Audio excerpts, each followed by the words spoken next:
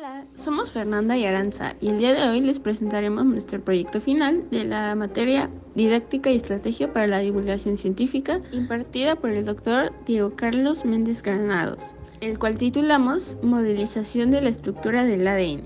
A lo largo de esta presentación abordaremos una breve introducción, la descripción y el modelo en cuestión, una conclusión y la bibliografía. Dos hechos importantes se presentaron. El primero, en la década de 1940, cuando los biólogos tuvieron dificultades para aceptar el ADN como material genético, debido a la aparente simplicidad de su química. Se sabía que el ADN era un polímero largo, compuesto por solo 4 tipos de subunidades que se parecen entre sí químicamente. Y en 1950 el ADN se examinó por primera vez mediante un análisis de difracción de rayos X, que es una técnica para determinar la estructura atómica tridimensional de una molécula. Pero bueno, tal vez se pregunten, ¿cuál es la función del ADN? El ADN tiene la función de guardar información, es decir, que contiene las instrucciones que determinan la forma y características de un organismo y sus funciones. Además, es importante que destaquemos que a través del ADN se transmiten características a los descendientes durante la reproducción, tanto sexual como asexualmente. Todas las células, ya sean procariotas o eucariotas, contienen ADN en sus células.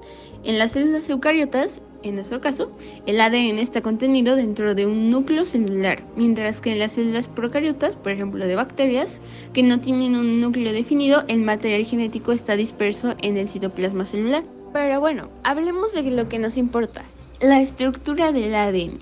El ADN está organizado en cromosomas. En las células eucariotas, los cromosomas son lineales, mientras que en los organismos procariotas presentan cromosomas circulares. Se sabe que para cada especie el número de cromosomas es fijo. Por ejemplo, para los seres humanos tenemos 46 cromosomas en cada célula somática, que no son células que determinan el sexo, agrupadas en 23 pares, de los cuales 22 son autosomas y un par es sexual. El ADN se compone de 2 cadenas, cada una formada por nucleótidos. Cada nucleótido está compuesto a su vez por un azúcar que se llama desoxirribosa, un grupo fosfato y una base nitrogenada.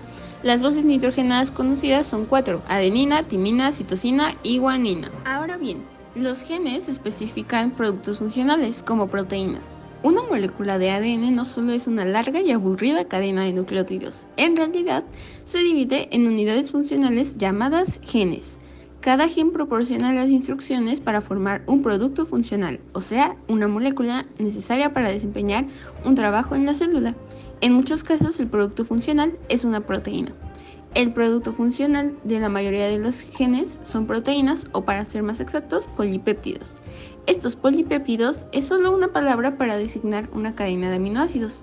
Aunque muchas proteínas se conforman de un solo polipéptido, algunas están hechas de varios polipéptidos. Los genes que especifican polipéptidos se conocen como genes codificantes de proteínas.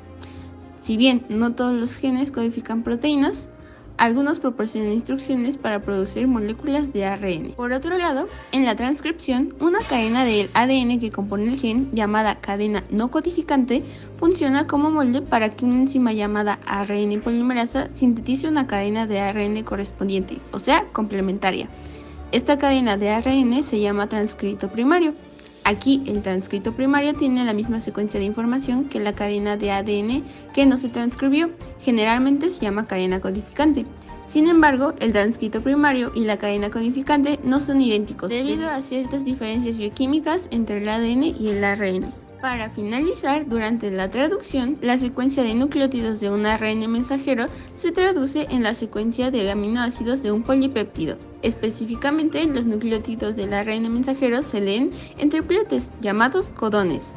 Existen 61 codones que especifican aminoácidos. Uno de esos codones es un codón de inicio, que señala dónde comienza la traducción.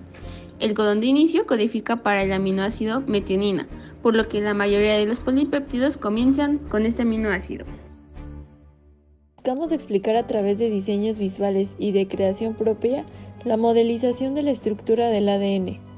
Se realizó a través de contenido visual que pueda ser comprendido por estudiantes de bachillerato en adelante, pues si bien está enfocado en una explicación visual y sencilla, pretendemos que los lectores tengan al menos conocimientos mínimos sobre los elementos que se abordan en el modelo. En esta diapositiva presentamos a grosso modo una descripción del modelo de la estructura del ADN. Se describen de lo general a lo particular de manera descendiente del inciso A al C. En el inciso A podemos ver de izquierda a derecha una ilustración de un cromosoma X, del cual sale una cadena de ADN. En esta cadena se coloca una ampliación, un cuadro que muestra la parte. En ella se muestran los nucleótidos y el esqueleto de azúcar fosfato. En la figura B se muestran de izquierda a derecha las bases nucleotídicas que componen al ADN y que han sido descritas en la figura 1: adenina, guanina, timina y citosina. En la figura C se muestra la estructura química del apareamiento entre nucleobases complementarias. Del lado izquierdo se observa la unión entre adenina y timina y del lado derecho se observa la unión entre guanina y citosina. Conclusiones. El presente proyecto nos permitió abordar, comprender y explicar una modelización compleja, la estructura del ADN, la cual consideramos una de las estructuras más importantes y complejas en el mundo de la biología y las ciencias actualmente, debido a que la estructura de los genes y el cómo la información que portan se traduce en funciones o características es muy importante, ya que el estudio de estas funciones nos permite aplicar diversas metodologías para aislar y transferir genes modificados de un organismo a otro y así transferirle una nueva característica. Si vemos los avances que hemos tenido como sociedad, esto dio impulso a que la biotecnología moderna pueda, por medio de la clonación de fragmentos de ADN, expresar genes en organismos diferentes al de origen. Ejemplo de ello es que hoy en día nos es posible obtener proteínas de interés no solo para producir fármacos, sino que también son pilar fundamental para mejorar cultivos y animales, y con ello obtener proteínas que utilizan diferentes industrias en sus procesos de elaboración. Aquí te dejamos nuestra bibliografía. Muchas gracias por su atención.